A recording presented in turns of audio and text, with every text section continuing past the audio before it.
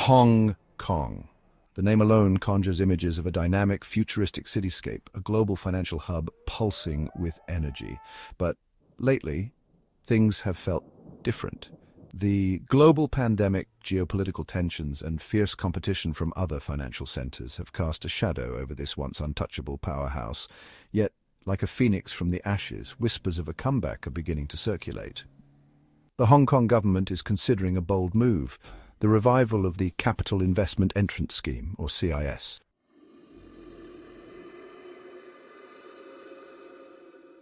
Imagine a dragon, slumbering for years, its scales dulled, its fiery breath a distant memory. Now picture that dragon stirring, its eyes flashing open, sensing a shift in the air. That's Hong Kong today. The city's leaders are keenly aware of the challenges they face. They see the competition heating up, the global landscape shifting beneath their feet. The potential revival of the CIES is a clear signal. Hong Kong is ready to fight for its place on the world stage. It's a calculated move designed to inject fresh capital, attract global talent, and reassert Hong Kong's dominance as a financial powerhouse. In the coming sections, we'll dissect the potential return of the CIES, examining its history, its potential impact, and what it means for investors.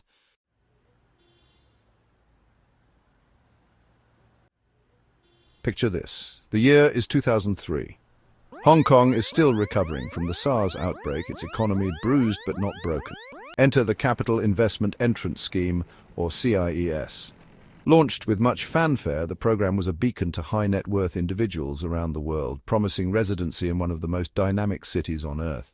Invest 10 million Hong Kong dollars, about 1.3 million US dollars at the time, into approved Hong Kong assets, and a path to residency would open up. The CIES wasn't designed as a quick cash grab, though. The government envisioned it as a way to solidify Hong Kong's position as a global financial hub, attracting not just capital, but the talent, connections, and ideas that come with it. It was a calculated gamble, a bet on the allure of Hong Kong's unique blend of East meets West.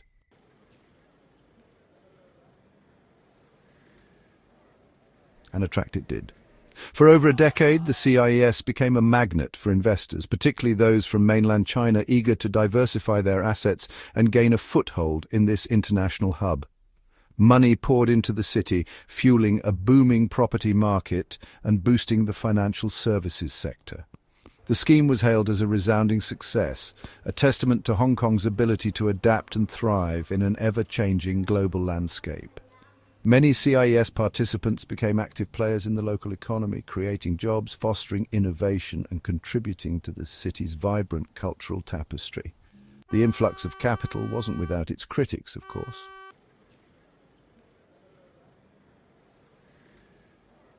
As the years went by, the initial euphoria surrounding the CIES began to wane. The global financial crisis of 2008 sent shockwaves through the global economy. And while Hong Kong weathered the storm better than most, it wasn't unscathed. The cracks in the CIES, once barely visible, began to widen. The program, once lauded as a stroke of genius, was now facing increasing scrutiny. With the lion's share of CIES investments flowing into real estate, concerns about an overheated property market reached fever pitch. The average Hong Konger, struggling with skyrocketing rents and stagnant wages, saw the CIES as a symbol of a system rigged against them.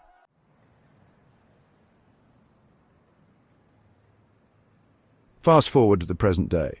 The world has undergone a seismic shift since the CIES was put on ice. We've weathered a global pandemic, witnessed geopolitical tensions flare, and seen the rise of new economic powerhouses. Hong Kong, once seemingly invincible, has felt the tremors of these global upheavals. Competition from other financial hubs, particularly Singapore, has intensified. The Lion City, with its pro-business environment and strategic location, has been actively courting global investors and talent. Amidst these challenges, Hong Kong's leaders are not known for standing still.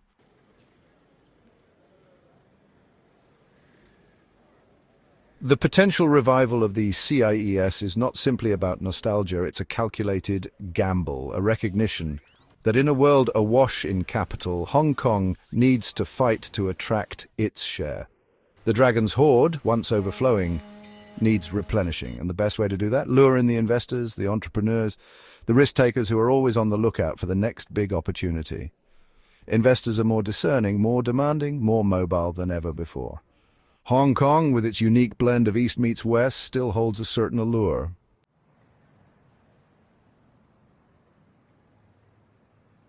The potential return of the CIS is not without its risks. Critics, both within Hong Kong and beyond, will be quick to point out the potential pitfalls. Will a revamped CIS simply exacerbate income inequality, driving up property prices and benefiting the already wealthy? These are valid concerns, and the Hong Kong government will need to tread carefully. A successful revival of the CIES will require a delicate balancing act, attracting much-needed capital while addressing the concerns of its citizens. The stakes are high.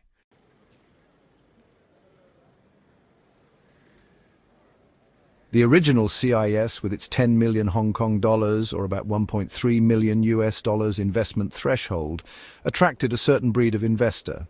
Comfortable, certainly, but perhaps not the financial titans Hong Kong now seeks to allure. A revamped CIS, one designed to compete in the modern arena of global investment, would likely demand a significantly higher buy-in.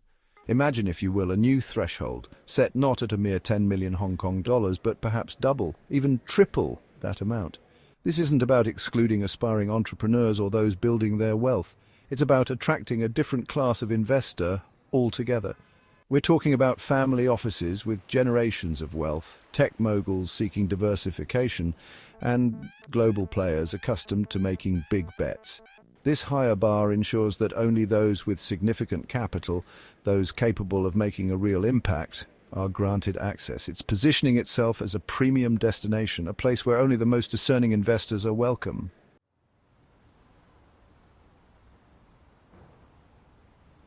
The original CIS, heavily skewed towards real estate investment, inadvertently fueled concerns about an overheated property market.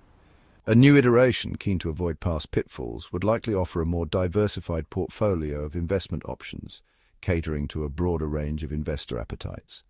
A revamped CIES might offer avenues for investment in strategic sectors, aligning with Hong Kong's long-term economic goals.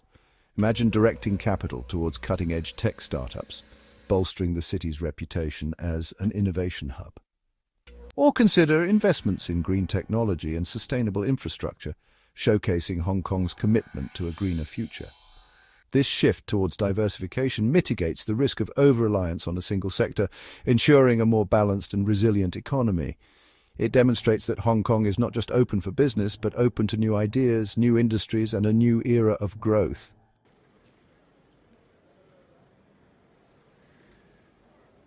Hong Kong, never one to rest on its laurels, is acutely aware of the need to stay ahead of the curve. A revamped CIES wouldn't simply be about attracting capital. It would be about attracting the kind of capital, the kind that aligns with the city's long-term strategic goals. Imagine a CIS tailored to attract investment in sectors deemed crucial for Hong Kong's future. This might include biotechnology, artificial intelligence, fintech, or renewable energy. The focus wouldn't be on quick returns, but on fostering innovation, creating high-skilled jobs, and positioning Hong Kong as a leader in these burgeoning fields. This strategic approach would transform the CIES from a passive investment scheme into an active engine for economic transformation. It would attract not just capital, but also top talent, researchers and entrepreneurs, eager to be part of a city at the forefront of innovation.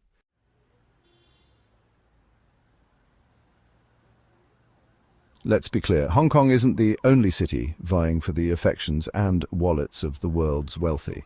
It's a global game of monopoly, with nations offering up residency and sometimes even citizenship in exchange for a hefty injection of capital. Think of it as a high-stakes auction, where the prize is a golden ticket to a new life and the bidding is fierce. From the sun-kissed shores of the Caribbean to the bustling metropolises of Europe, governments are dangling all sorts of incentives to entice high-net-worth individuals. Tax breaks, visa-free travel, access to top-tier education and healthcare. It's a veritable buffet of perks. But discerning investors know that not all golden tickets are created equal.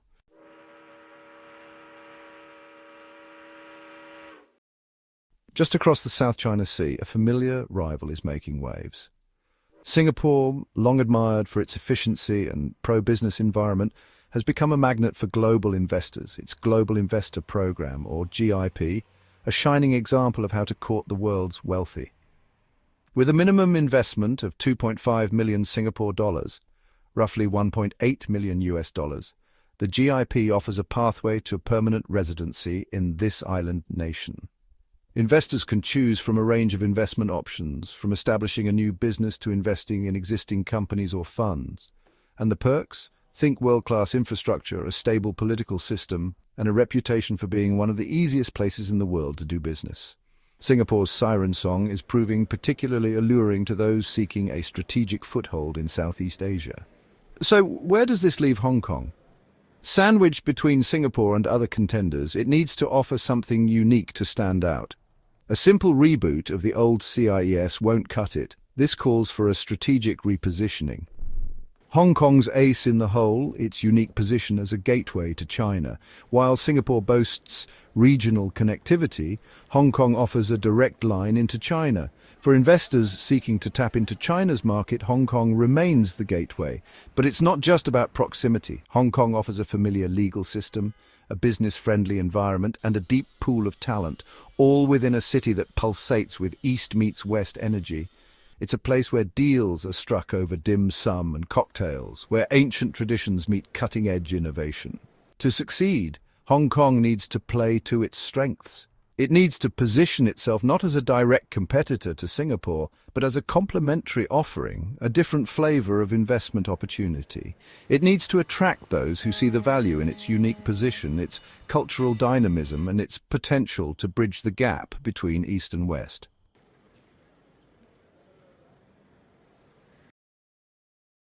So, we've circled back to our original question, is this the right time to invest in Hong Kong? As with any investment, especially one as significant as this, there's no easy answer, no crystal ball to reveal the future. It's a dance with the dragon, a delicate balance between risk and potential reward. On the one hand, the whispers of the CIS's revival are enticing. Hong Kong, despite recent challenges, remains a formidable economic force. Its strategic location, its deep financial markets, its skilled workforce, these are assets that don't simply vanish overnight. And let's not forget the dragon's inherent resilience. This is a city that has weathered storms before, emerging stronger and more vibrant each time. Those who believe in its ability to adapt, to reinvent itself, might see this as a prime opportunity to buy in before the inevitable rebound. But, and this is a crucial but, the landscape has shifted. The geopolitical realities, the evolving relationship with mainland China, the rise of competing financial hubs, these are factors that cannot be ignored. The decision to invest in Hong Kong, particularly under the revamped CIES, is not one to be taken lightly. It requires careful consideration and understanding of the opportunities and complexities. If you're seeking a guaranteed return with minimal risk, Hong Kong might not be ideal. The city thrives on volatility, which can be both exhilarating and unnerving. But if you have an appetite for calculated risk and see opportunity in change, then Hong Kong might be the perfect match. This city rewards those who are bold and willing to ride its waves. Ultimately, the decision rests with the individual investor. Align your risk tolerance and goals with Hong Kong's dynamics. The story of Hong Kong is far from over. The dragon is preparing for its next act.